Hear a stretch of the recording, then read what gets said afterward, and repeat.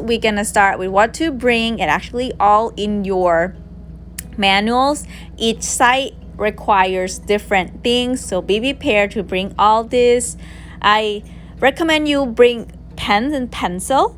Of course, print out your registration form that have your sequential number on it. And if you guys had time or arrive before the date, you can go to the location to see where things are, so in the morning you're not in rush or hard to find where you're parking or where people can come. The final date has arrived. This is my last exam, and it's the ADEX Manikin Exam. We're on the way to University of Florida in Gainesville. When we got there, I probably cannot take any records anymore. They said Apple Watch or phone are not allowed. There are some people who've been dropped off. You guys can bring your things, but make sure it's in the backpack, and they will tell you where to put your stuff, that they know that you're not gonna be able to use any of these devices during the exam. The exam should take around 2 hours, but maybe 30 minutes to set up and 30 minutes to clean. So total, if you guys have exam at 7, it should be done by 10 or 10:30. It could start it before if everybody is ready. So just keep that in mind. Prepare everything. I already put on that pictures to say what you guys need to bring, and I believe each exam spot require different things, so beware of looking for that. And the Zoom meeting or the Microsoft meeting videos are really helping, guys. So if you can attend, please attend that. There are some really good questions, and it will help you as much as possible. I will update you guys once my exam is done. Wish me luck. I'll see you later then. So I end up getting there super early, so I be able to sneak peek this video. The exam actually on 3rd floor though. Guys, so once you get into the 3rd floor, they're gonna check your 2 IDs, one with the photos, both of them with the signatures. They're gonna tell which room you're gonna be in, help you set up, check your water, check your Cavitron, and the exam gonna take 2 hours. They have one announcement in 1 hour and another one 15 minutes before. Hi guys, I'm out of the exam. I'm quite stressed now. I got some tissue trauma. The tissue are really tight. When you just try to insert your instrument in, it can cause something already. So just be mindful for that. I get to talk to some couple of the friends that I met there, and seems like everybody got minor tissue trauma. The calculus detection, you can actually invisibly see with your eyes. Probing, all of us doesn't get anything more than 4, usually 2, 3, 4, something like that. Takes 2 hours. They announce 1 hour, so you can be prepared, and then after that they announce 15 minutes before everything ends, and then they're gonna check, you're gonna leave, clean everything up. They are there to help you. My unit, the water run out, you can let them know. If it's run out, you can just let them know it's run out. Also, some people have problem with their machine. You can let the maintenance know as well. So guys, just be mindful about minor tissue trauma. Other than that, I think it's manageable. It's just super tight, and I can't get at a distal of 17. I don't want to cause big tissue trauma at that point. So we'll see how it goes. Yeah, I'll keep updated you guys. They said the result gonna pop out on Monday, because the graders are here today, so we'll see what we can do. I keep updated, and then you'll see me in videos again.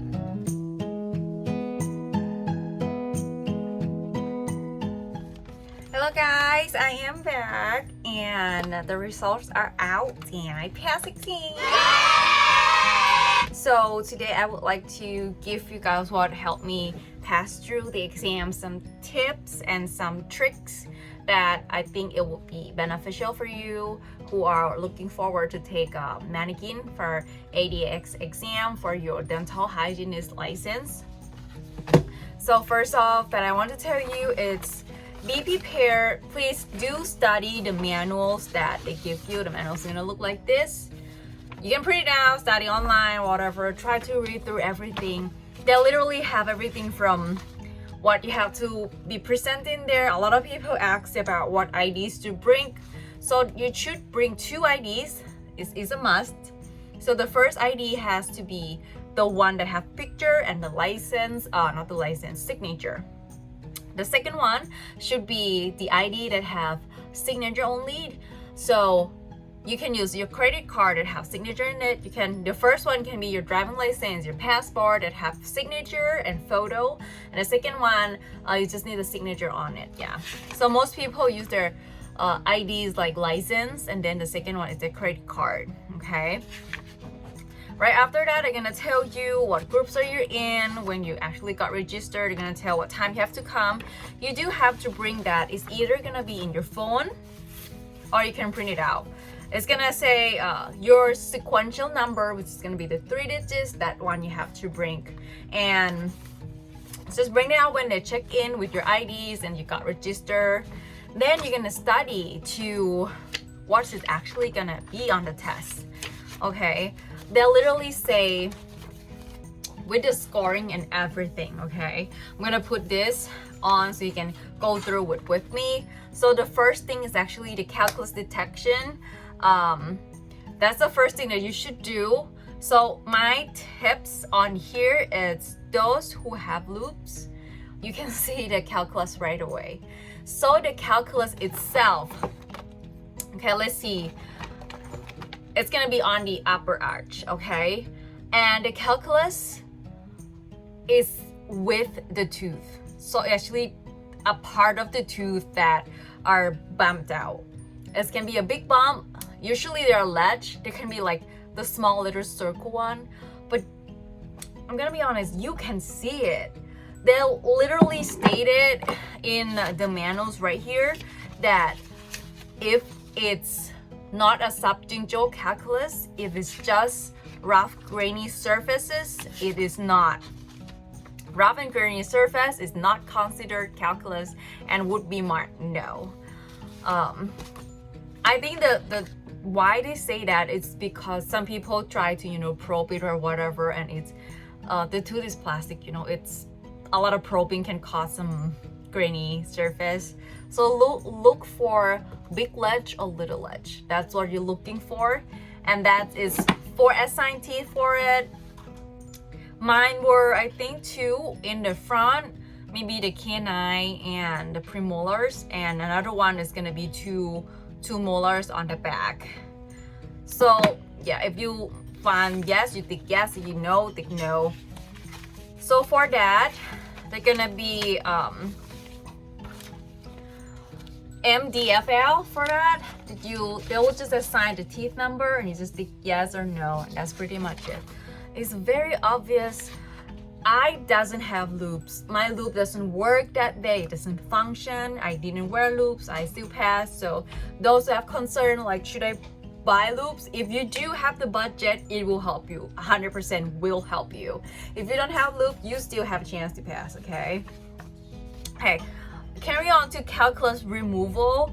So for the removal part, that's the biggest score that you can make. It's 66 score, and you will be assigned either the lower left or the lower right, okay? Whatever you assign for, do the whole quadrant. Don't do just the surface they've been telling you. My tips in here is I use Caviton first, and I use the super slim kind, okay? I actually put the instrument that I use. The one that's the most slim, that's what I use. For me, because I'm a foreign trained dentist, I haven't practiced any dentistry in here for I would say a year. I did buy second-hand use for the Typodon. That would be the same kind that in the exam. I kind of know how sticky, gummy, super plasticky the tooth and also the gum is.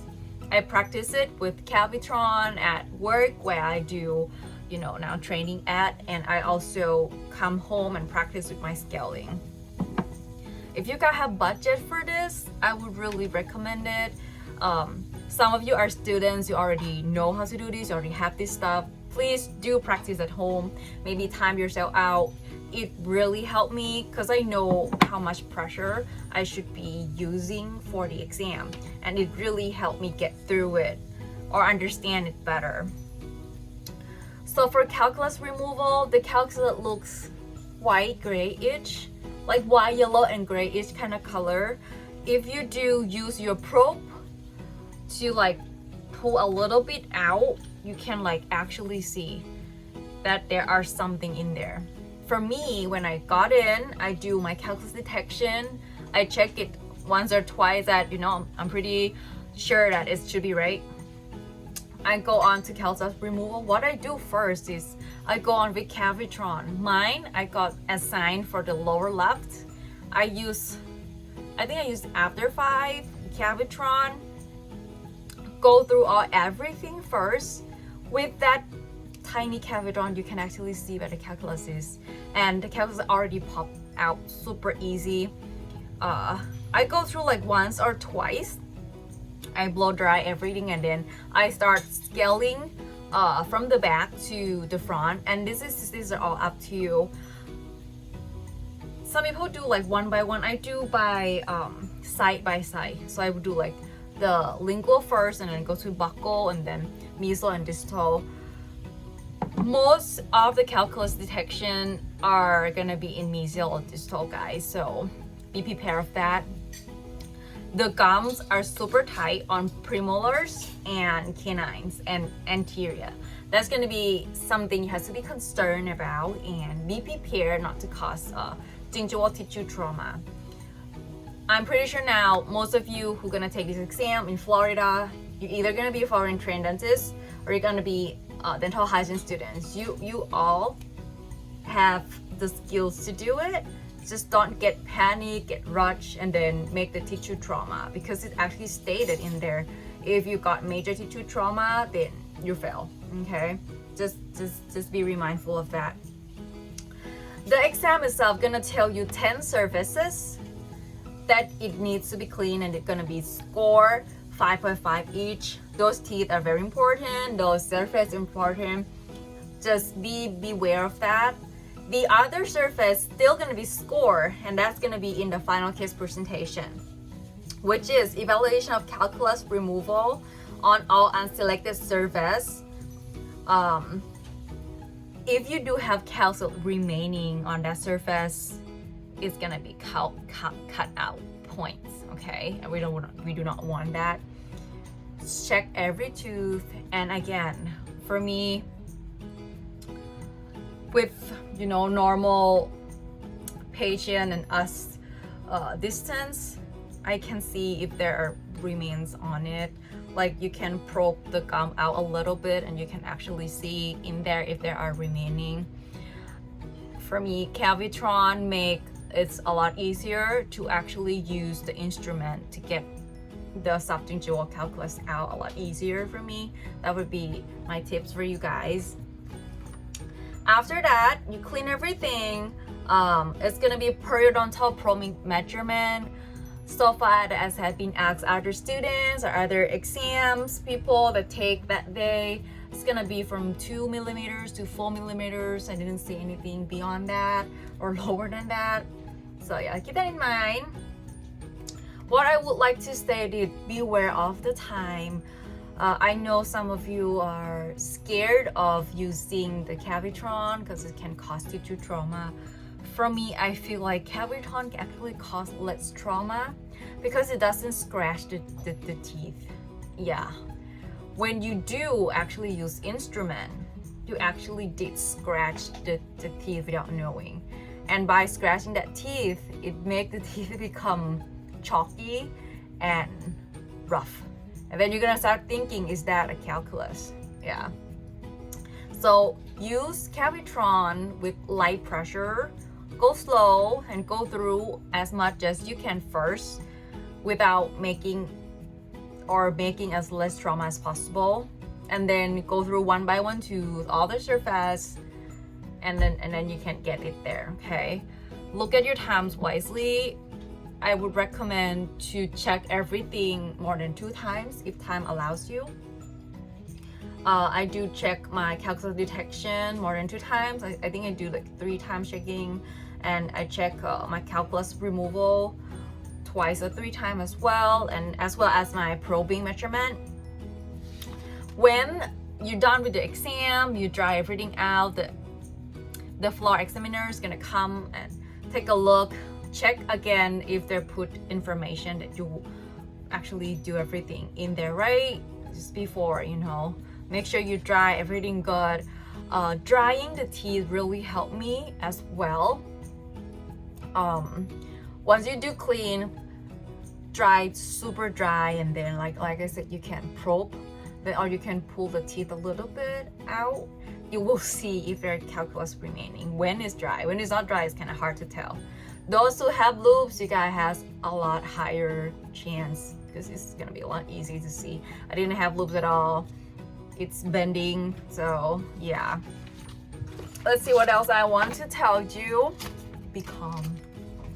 I got panic at first because my loops used to work really well. It's end up that day I didn't pack it right and it's bent. It couldn't focus. I end up didn't use loops, and then I feel like super bad. I feel not confident at all. I feel like, oh, I could cause so much trauma and everything. I have to, you know, say to myself, like, you have to keep calm, don't cause trauma, you can do this, you know, try to keep that positive mind in yourself. And there will be some people who done everything within like 1 hour. Don't make that, you know, don't rush yourself. I took everything until the last 3 minutes that I send everything in, because I don't think in 3 minutes I can do much. But yeah, keep in mind, if you need to use the whole 2 hours, do it. It's worth it. Please watch the videos. Did you have videos online for the ADEX that will calm your nerves a little bit? I would recommend that. Just be positive after the exam's done. It depends on how lucky you are. I was lucky enough that the graders are there on the day I took the exam, so I got my result the following Monday. So I took it on Saturday morning and I got it Monday evening. So when they said you're gonna get your result on Monday, it doesn't mean Monday morning, guys, because that's what I thought. Mine was come around 8 or 9 in the evening. So be prepared, and whatever result is, you guys still have another chance, okay?